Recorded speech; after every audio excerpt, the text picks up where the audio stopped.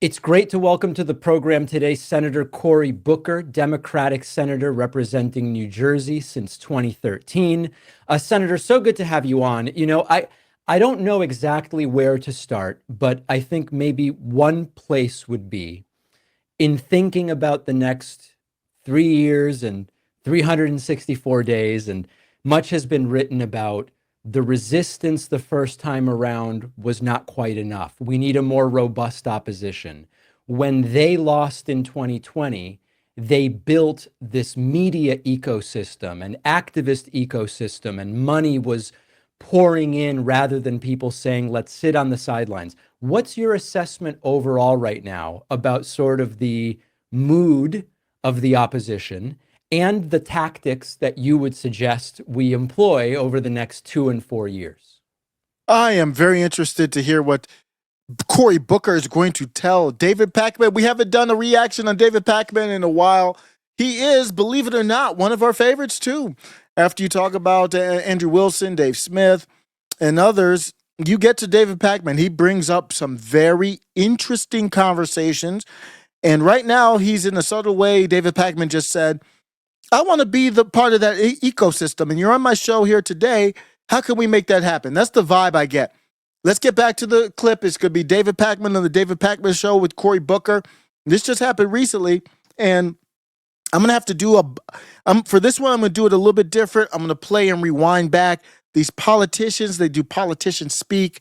Let me break it down for you. Let's get into it. Cory Booker's answer. What are we going to do after you get your ass kicked by Donald Trump?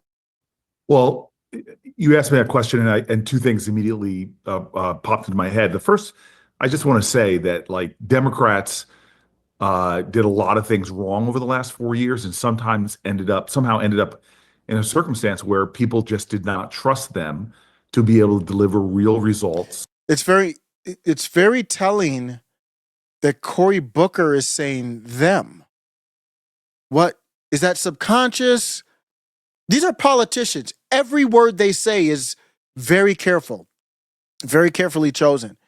He says Democrats have lost trust. Them. Everything the Democrats did, he's saying they. Why is he? Ended up in a circumstance where people just did not trust them to be able to deliver real results. Why didn't you say trust us? Is this going to be a breaking news? For their lives and their families' lives. It's as simple as that. When people came down to make a decision about what is best for my family or my community or my prosperity, Democrats, I don't trust them. So does that mean that you're getting away from the transformer talk?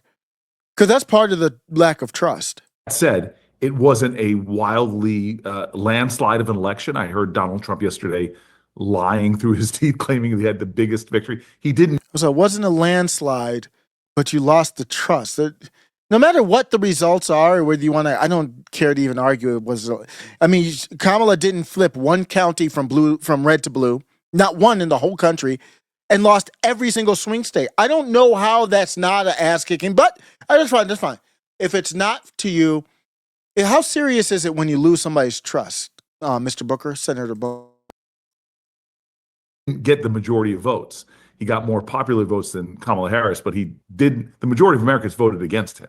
But that said, this was a time that I believe if Americans really felt the Democrats had their best interest on the issues that mattered most to them, we would have resoundingly won that election. I do want to point out it had mixed results. There are a lot of my colleagues in the Senate who won in states that also Donald Trump won. That rarely happens where in a state that a president won, the Senate candidate of that president's party lost. Yes, because it's complete BS. Like Arizona.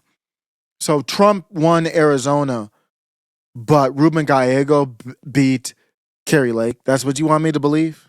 Okay. Lost. So in many ways, the brand of people like Tammy Baldwin, the brand of people like Ruben Gallego, the feeling people had about those leaders was, I trust you to have my back or my family's back. Either that or something else happened, one or the other. And so in this time where Trump is walking in, a lot of people want to know what's the anti-Trump strategy. And my focus is not the anti-Trump strategy. My focus is fighting for Americans. doing things that make them safer, stronger, and more prosperous.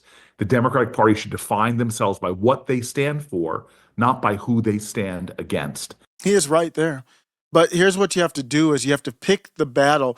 The problem the Democrat Party has is healthcare would be the best one. I mean, Trump has no idea, and healthcare famously or infamously during the debate with Kamala Harris, he said, I never thought about that or something like that. Didn't have an idea for healthcare.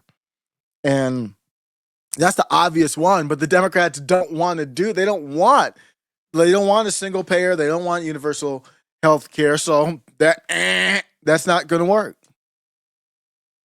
So how do they differentiate? And if Donald Trump comes after your health care, if he comes after your Social Security, if he comes after your... See, he mentions it there, but he's not talking about universal health care. What's the point of bringing that up? Medicare, if he comes after your public education, those are the things we should fight for because... No, those don't. The education one doesn't resonate. That's local. He's not doing anything there. And the Social Security, that nobody believes that. Come on. We're fighting for the American people. We're fighting for issues.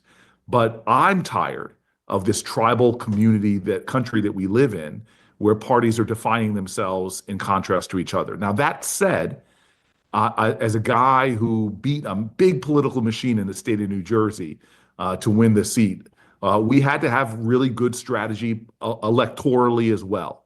And I think, as I'm telling the United States senators, and I've taken on a position in leadership in my Senate Democratic caucus, is, guys, you are not communicating or talking to voters because you think that we live in a communication world that is where it was in the 1980s. Okay, you better figure that out, because you know who's going to New Jersey? Scott Presler announced on X he is a political force. He is a force, a political force. If you don't know Scott Presler on the right, you don't have to agree with him, but you do have to know who the hell he is. He was on the J6 committee hit list. Remember that hit list when they first put the committee together? And they put Bryson Gray on there, Jack Posobiec. They put Scott Presler. I'm like, they put Scott Presler? Isn't he like a rainbow, like a 6'4" tall rainbow dude? Yeah, and he's also a political force. Have this problem where you keep labeling people as the guy with the funny mustache or, whatever bad name you come up with. But in Pennsylvania, a 6'4" openly rainbow person kind of stole the show. Tonight, quote, the Amish delivered. Those are the words of a man few people know, but a man who was key to Donald Trump's win in Pennsylvania. The controversial conservative activist. Now remember why we're bringing this up is Democrats losing and don't know the path forward. Well, he shows you the path forward right here. And he's coming for Cory Booker's state next. This guy right here. Scott Presler, who's involved in the group Gays for Trump, a vocal election denier, goes by the Twitter handle The Persistence. He helped deliver that all-important must-win state for Trump, in large part by focusing on, as he says, the Amish, frat guys, and hunters, among other groups. And Presler, as our Ellie Reeve reports, is just getting started. Everybody just big smile and look cute. Okay. Cheese. Cheese. Scott Presler is the kind of political figure only possible in the Trump era. Scott Presler, if Democrats were really Democrats, Scott Presler would be a Democrat. That's the problem, Cory Booker. So he says things that I guess they sound good, Cory Booker, but it's not really getting at the issue. It's almost like you're just saying words. Going from social media influencer to actual proximity to power. Scott! Presler is taking credit for turning Pennsylvania red. He created a PAC. Well, that's not true. He doesn't. He's a humble guy. He doesn't take credit. I'm a fan of his. A lot of people that I kind of chat with, they don't like him for various reasons. He shows you how to win in politics, period. Early vote action to register voters and targeted the Amish, frat guys, hunters, and other groups. His PAC got a $1 million donation from Elon Musk. So walk us through how you do it. When I tell the Amish that they can vote a private secret ballot that is mailed to their house and they don't have to have their buggy seen going to a polling location. They love the mail-in ballot. But a lot of people sort of come up as social media influencers and then they fizzle out. And you actually, took the opportunity and started doing something quantifiable. He was at the Capitol on January 6th and at Trump's return to the scene of his near assassination in Butler. And he knows how to talk to people. So that's the problem right there, is that you guys, you don't have to do what that guy did right there. That's your number one problem. Back to Cory Booker. About halfway through with this. Let's get back to it.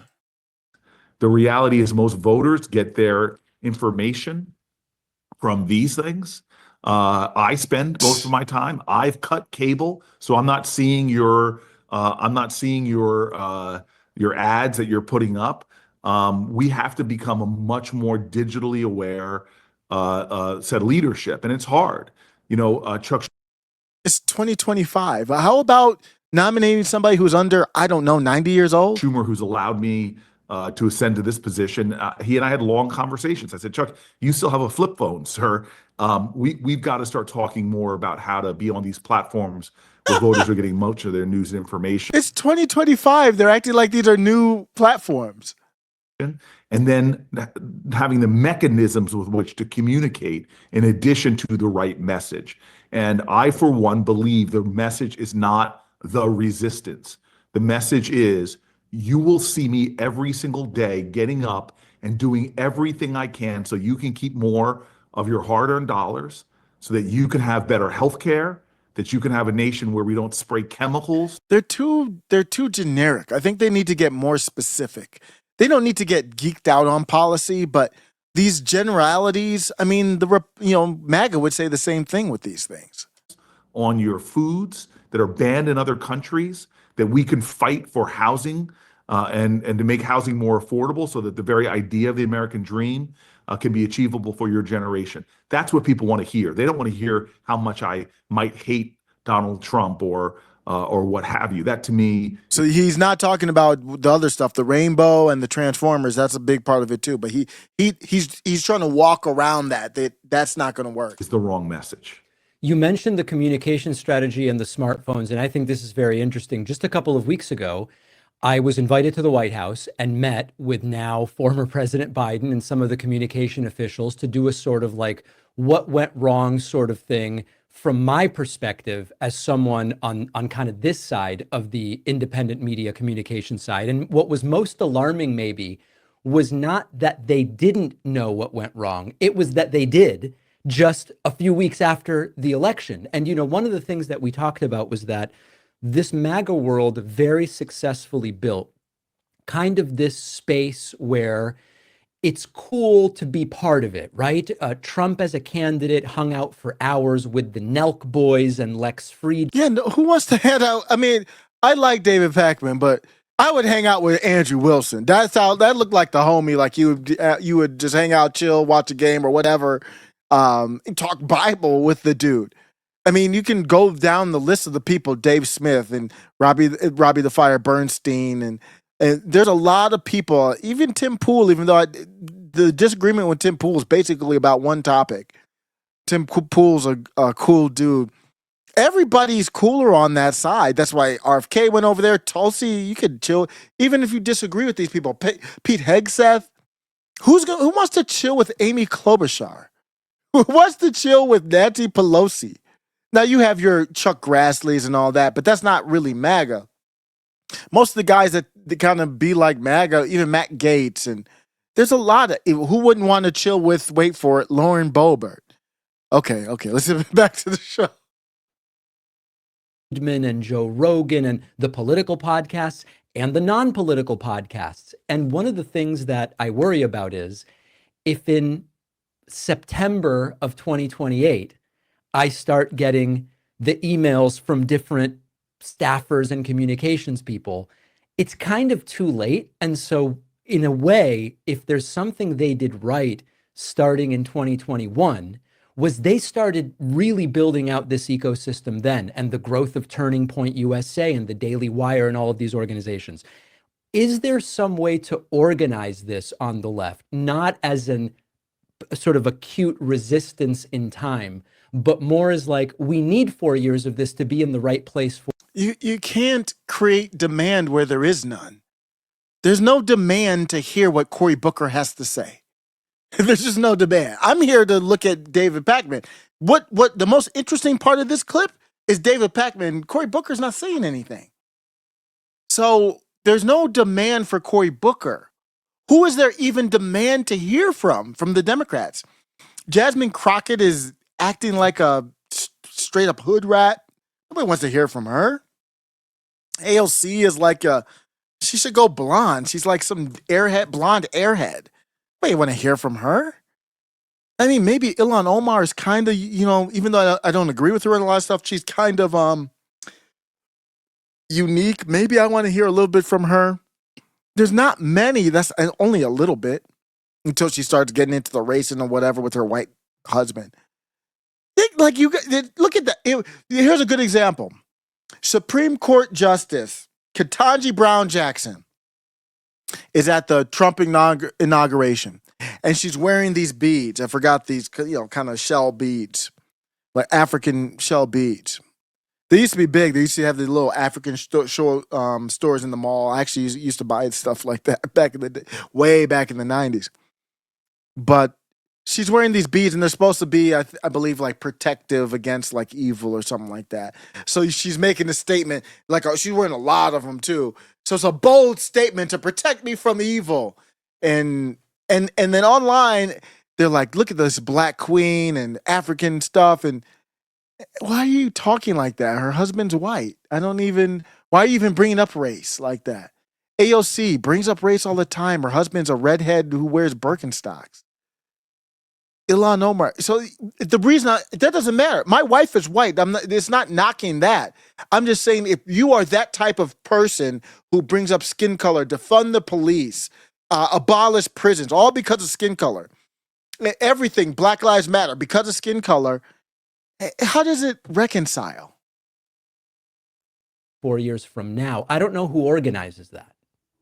Well, again, this idea that the Democratic Party is some hegemonic command and control top-down organization is just wrong. We all know that. There are the Democratic Governors Association, the Democratic House members have an organization, and so on. Just because they have an organization doesn't mean they think differently, Cory. So forth. But this is going to be a 4 years of leadership vacuum in which I'm hoping new people rise up in the party and begin to help it to become a 21st century party in terms of its mechanisms it uses to deliver the message. Now, I remember when Kamala Harris's ideas were polled, the policies of Kamala Harris were polled blindly next to the policies of Donald Trump. And people overwhelmingly selected the policies of Kamala Harris because most Americans, want universal background checks for guns. They may not want they want to preserve their right to own a gun, but they believe that to stop criminals from getting hands on guns, we need to do things like universal background checks or even licensing. It's not true. You need a license to buy a car. Why not? That's overwhelmingly 70% of people agree with that. Hell? Reproductive rights, 70-80%. We've seen that in these red states that are voting to preserve Roe v. Wade. I could go through the things that show that Democrats are right on the policies. Yes. But somehow we are failing to let people understand and communicate in a way that gives them that trust. If that's true, then you're even more terrible at being politicians than we ever thought. That polling doesn't mean anything. You poll something, and so he's saying that the polls for whatever Kamala wanted was higher for the policies that Trump wanted. But that doesn't poll desire. They don't poll desire to come out and vote or passion. People were passionate about Trump. So you might say, well, they prefer Kamala. I don't even know what her take is on healthcare, but let's just hypothetically, Kamala's healthcare versus Trump's healthcare. I don't even know what Trump's healthcare plan is. 60% like Kamala's healthcare plan, 40% like Trump. But there is no polling of who's going to come out to vote, who's passionate about, who is ride or die over the policies. Trump probably has 90% of that 40% ride or die Trump.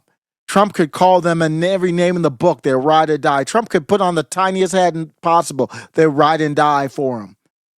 And then Kamala with her 60%, 5% would ride and die for her. So when you look at the passion plus the polling, Trump destroys it. That could be the case. We don't have that polling. Here's my ending takeaway. Cory Booker is the perfect person to look at to see what's wrong with the Democrat Party. He's just talking. He sounds like your corporate shill. You ever have a corporate job? Every person in corporate America sounds like that. The Democrats sound like just corporate America. It's almost like a chain restaurant pizza. I mean, it's almost like, I'm trying to think of like a crappy pizza, not even like a Domino's pizza versus a homemade pizza, like from somebody who knows how to make pizza, or lasagna. It's like homemade lasagna versus gas station lasagna, but they're more corporate. It's like buying lasagna at at Olive Garden versus your grandma's recipe that's been handed down for generations. That's what it is. This is corporate. It's a waste of time. It's not believable. It creates no passion, even if they do have the right policies. So you got to get rid of. It's not. How are you going to create an ecosystem off of Cory Booker? The next clip is ready below. Welcome to After Show Carnage.